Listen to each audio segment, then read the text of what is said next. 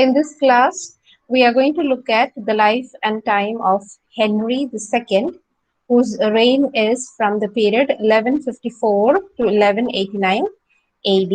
So you can see a long stretch of around 35 years.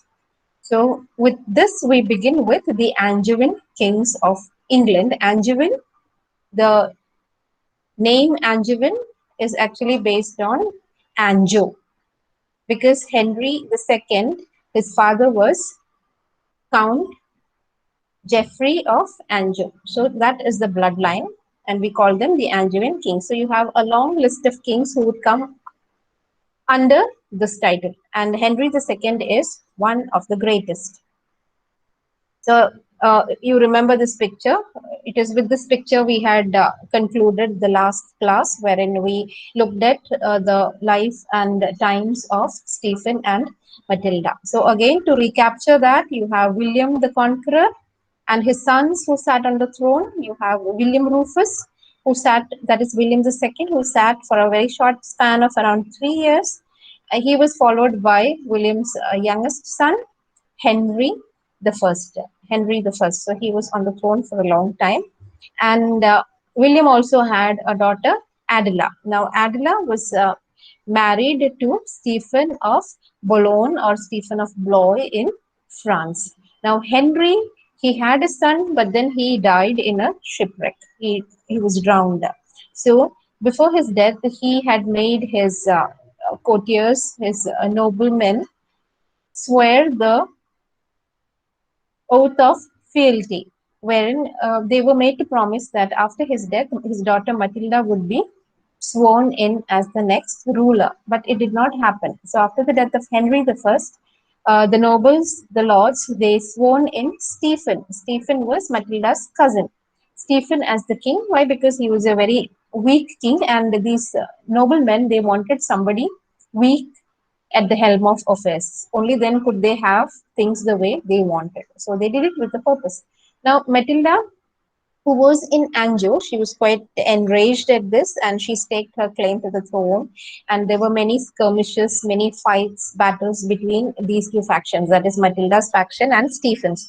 So Matilda, she managed to overthrow Stephen, and she sat on the throne, but then for a very short time, because by then Stephen was supported by his wife, who's also called Matilda, and his henchmen, who managed to kidnap a brother, Matilda's brother, maybe a cousin, we don't know exactly the relationship. So someone close to Matilda, and in exchange, they sought the release of Stephen, which Matilda had to do because she had no other choice. So after that, again, we have Stephen sitting on the throne of England. So he continued for a couple of years. By then, Matilda's son, Henry, again Henry, whom we call Henry II, he again staked his claim on the throne of England, stating that it actually rightfully belonged to his mother. So if it belonged to the mother, obviously to the son as well. And then he landed at this place called the Wallingford Castle. And before a battle, both the parties, that is Henry and Stephen, they came to an understanding wherein Stephen was made to sign a treaty of Wallingford, which said that Stephen could continue to be on the throne as long as he lived, and after the death, the kingdom, the crown would go to Henry, and it was acceptable to both the parties, mainly because Stephen and Matilda, they did not have any children. So it was a good arrangement, right? So after the death of Stephen, now you have the ascent of Henry II to the throne of England. Now Henry II, he ascended the throne of England after the death of King Stephen. He was also the Count of Anjou because his father was the Count of Anjou, Geoffrey, right?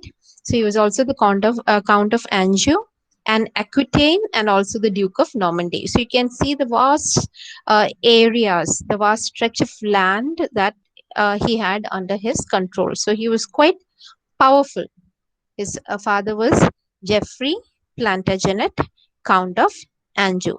Plantagenet is their family name, so it's a Plantagenet dynasty from which Geoffrey came. and they call themselves the Plantagenet. They have a badge of a sprig of the broom flower or the Planta genista, which is a common English plant. I'll be showing you the picture of this broom flower or Planta genista. So it is from this we have the name the Plantagenets, the Plantagena, the Plantagenet dynasty. So with him we have the beginning of a long line of able and remarkable kings. So now this is the picture of Henry II of England. That's Henry II. Now this is that flower, Genista. This is the name of the flower. It's a common English flower. I'm not sure whether these kind of flowers are found here. And this is the Plantagenet coat of arms. Here you can see these yellow flowers, right? So it's based on this, the name Plantagenet. Now he is the greatest of the Plantagenets. Who? Henry II. Why? Because he left his mark on England forever. So whatever he did, it had far-reaching consequences. Many of the reforms that he carried on echoes even today. Even we in India have been affected or influenced or rather molded by many of the things that had begun during his time. So we'll see what were the things. So one thing that he did was he managed to end this feudal anarchy. Earlier there was this anarchy in the sense, you had all these lords and barons, these earls, all of them fighting with each other. The ones with might, they would kind of rule and suppress the ones under them. There was always this kind of a skirmish, this kind of a tension between these different powerful men. Now with his ascension, that came to an end. What did he do? He pulled down all these unlicensed castles. He controlled the power of the lords and barons, and they had no choice, and they had to get into a meek submission because the king was very strong. So on the throne now you have somebody really powerful, very strong, and he could control all these factions in fightings and feuds. So it was a 35-year long year of fruitful reign.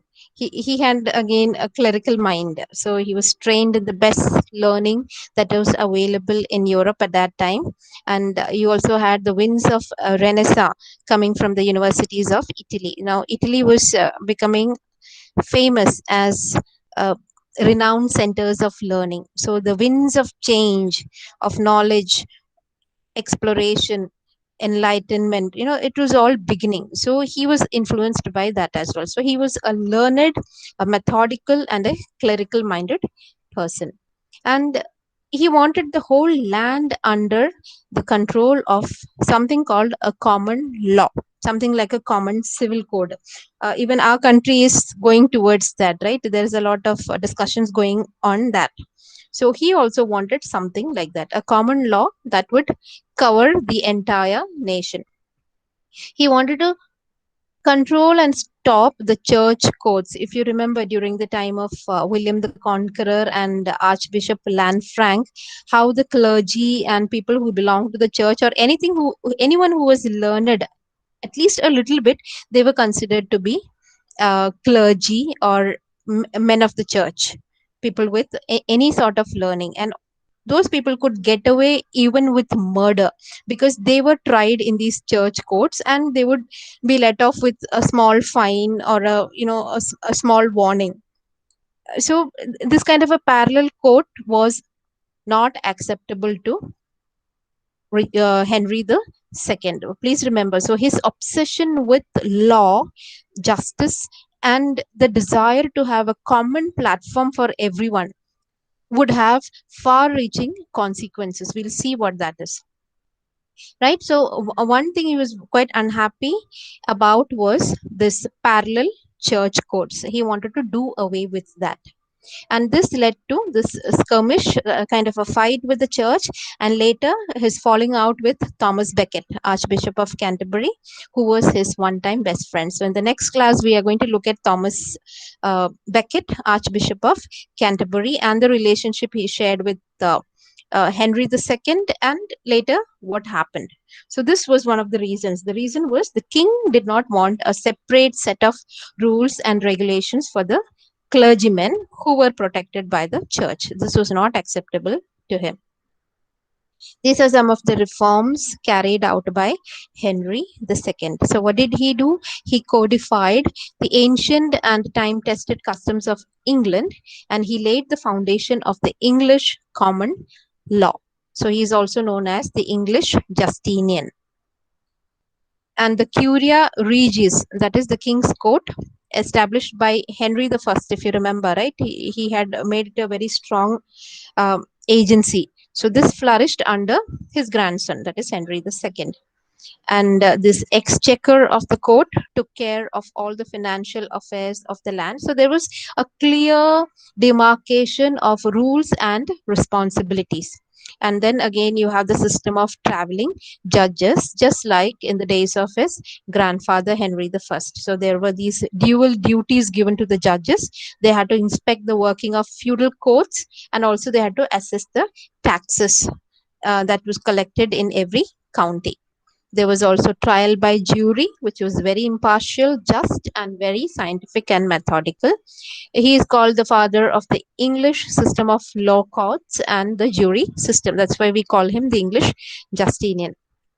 And all the judgments that were made by these jury, by these judges, they were written down. Earlier, this system was not there. They would give some kind of a conclusion or some kind of a judgment, but then they were never written down. But then with him started this tradition, this custom of writing down the judgments, because later if there was a case which was similar to that, they could always refer back to the previous judgments. So this English common law, it became later the basis for the law in the colonies, because when British became this empire, this imperial empire controlling so many countries under her, so this law was implemented in the colonies also, including that of India. So if you study the Indian penal code, if you study the Indian law system, you would find that most of the laws that we have were followed or taken from the British. The kind of laws that they had established, they had implemented here, many of them we continue to use even today. So when you're talking about you have these laws against sedition, dissension, that is talking against or doing something against the state. These are all actually now called a draconian, as in it is outdated. And even these rules and regulations against homosexuality, I mean, it was repealed recently, right? Before that, it was considered to be a crime. So where does these things come from? This actually comes from the British law, and which they had implemented when they were ruling India. Now, another problem during his time, I mean, one major problem during his time, one was with the church, the other one was this Irish connection. Now, we had seen how Ireland was always independent, or they would always get into fight with England. And again, within Ireland itself, there were many tribal groups and tribal chiefs, areas earmarked by the rule of different tribal chiefs, right? So now, English, they tried to enter Ireland in 1170. They tried to subdue them and take the control. But then what happened was, one of the Irish tribal lords, he took the help of an English lord who named Earl of Pembroke, Richard de Clare. So what happened? Richard de Clare, he helped these Irish people, and what happened was, he helped put down the other warring Irish tribe. So in that way, this English lord got an entry into Ireland. So he became somebody like a helper to them, a friend to them, and then he helped this particular Irish tribal lord put down all the other fighting factions that were around him. Now, this Richard de Clare, he fell in love with this lord's daughter, this Irish lord's daughter, and he married her. And after the death of this Irish lord, he became the tribal chief. So you can see, very interesting. So this English gentleman, he was also the Earl of Pembroke. Now he also became the tribal chief. Now, as an English lord, Richard, he owed his allegiance to Henry II. Obviously, right? He was under Henry II. He had to pay that honor and the taxes, whatever. Like, he had to obey him. And under his influence, what happened? Many Irish chieftains, these tribal lords, they also accepted Henry II as their liege lord, that somebody above them. So now many lords, now they all came on board and they all started accepting Henry II as their liege lord, as in an upper lord. So what happened was, the common Irish person, the common Irish man and woman, they did not accept this. So this kind of a setup was not acceptable to the independent natured Irish people, and this led to a lot of bloodshed. There were many uprising. There's so much of hatred as well as violence, and then this continued for a long time till 1921, wherein half of Ireland became free, which today we call it the Republic of Ireland. Right? It happened only in 1921. So from that time till 1921, there had been so much of bloodshed, enmity, and rivalry between the Irish and the English. So even today, the other part is still there. So it is under the English, but then the people are not happy. You still have that Irish question hanging, and it's still a thorn in the flesh of Great Britain.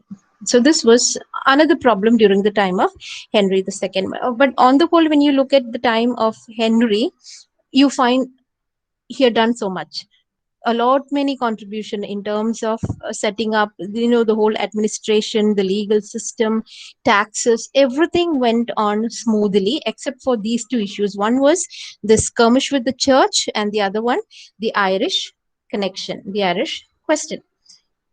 Now, coming to the end of days of Henry II, it was not at all peaceful. He died a sad man.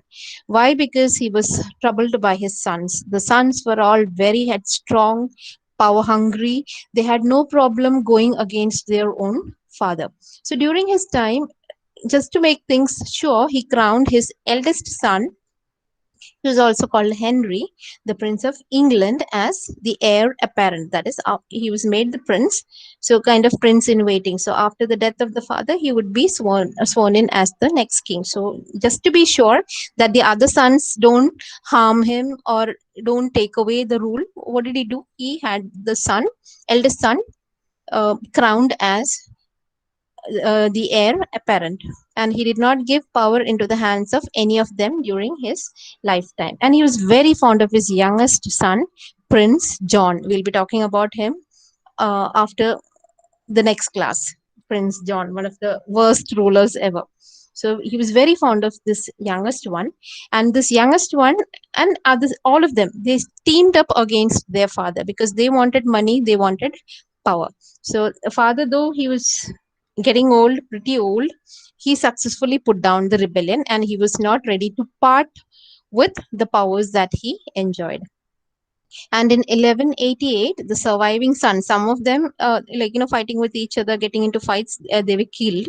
The surviving sons, they rebelled against him, and they were supported by the French king, Philip Augustus. So see the kind of relationship between France and England. So these sons were supported by this French king, Philip Augustus, and they rose in revolt against the king. And the king's favorite son, John, also joined them. So you can understand what kind of a person he was. So his father had really petted him, loved him so lot, and doted on him. But then what happened? He also joined the other brothers along with the French king to rebel against the father. So this came as a blow to this king, the betrayal of this youngest son whom he loved so much. So he died a broken old man. He really died heartbroken. And history books tell us that he was the wisest in Western Europe.